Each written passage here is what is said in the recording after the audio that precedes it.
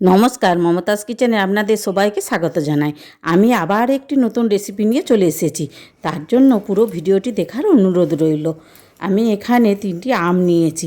আমগুলো ছাড়িয়ে ভালো করে ধুয়েও নিয়েছি আর একটু ভালো করে মুছে নিলাম। দিয়ে এইভাবে ধারগুলো কেটে নেব।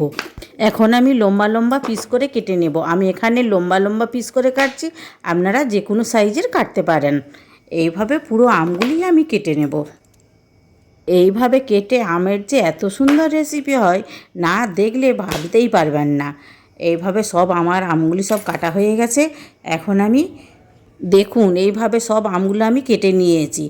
আমগুলি আমি অল্প সেদ্ধ করে নেব, তার জন্য ওভেনে কড়াইও বসিয়ে দিয়েছি আর কড়াইয়ে জল দিয়ে দিচ্ছি। অল্প স্বাদ মতো একটু লবণ আর একটু হলুদ দিয়ে দেব। এরপরে কেটে রাখা আমগুলি দিয়ে 2 মিনিটের মতো ফোটালেই সেদ্ধ হয়ে যাবে।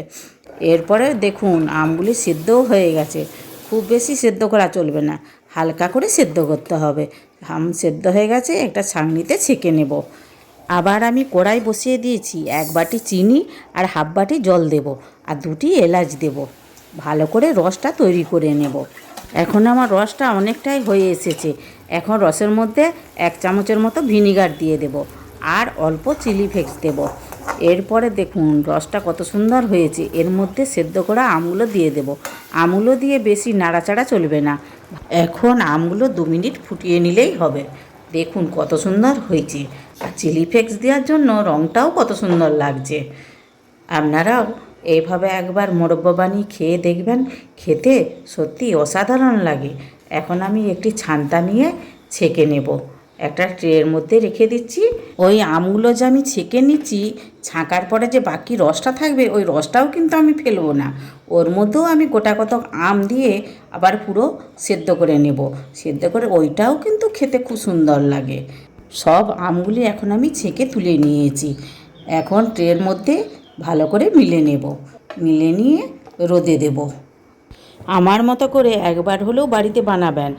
আর যদি বানান, কমেন্ট করে জানাতে ভুলবেন না কিন্তু কেমন হয়েছে। আমার রেসিপিটি ভালো লাগলে একটা লাইক করার অনুরোধ রইল। আর প্লিজ সাবস্ক্রাইব করবেন আর অনেক অনেক শেয়ার করুন। আর ফেসবুক থেকে দেখলে ফলো করবেন। আমার এগুলি শুকাতে 2 দিন টাইম লেগেছে। দেখুন কত সুন্দর হয়েছে। মোরব্বাগুলি দেখতে যত সুন্দর হয়েছে, খেতে কিন্তু দারুণই হয়েছে। ভিডিওটি শেষ পর্যন্ত দেখার জন্য ধন্যবাদ। আবার দেখা হবে নতুন কিছু রেসিপির ভিডিও নিয়ে মমতাজ কিচেনে। আপনারা ভালো থাকবেন। ধন্যবাদ।